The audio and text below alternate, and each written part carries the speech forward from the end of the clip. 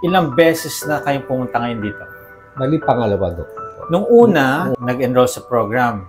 Opo. Health issues mo is Si KD2A. CKD2A. Nakailang months ba kayo sa amin sa 1 program? month lang kasi in the other program dami kong gastos.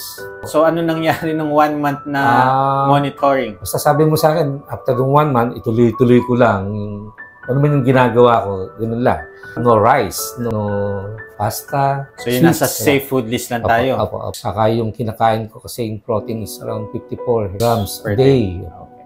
So ibig sabihin, from matataas na values, nung minomonitor ka ngayon, anong difference? Marami akong naramdaman pagbabago.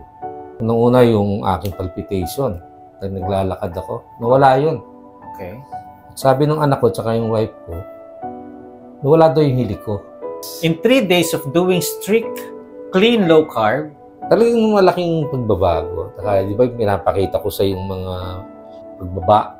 Sumusobrang baba na, tatakot na nga ako kasi masyado nang mababa yung sugar ko. BP ko, mga around 120, 116, mga ganun. 120, 116 na. Hindi na tayo nagkita, inire-record ko pa rin eh. Oh, that's good. Dala niyo ba yun? Andito po, lahat. Okay.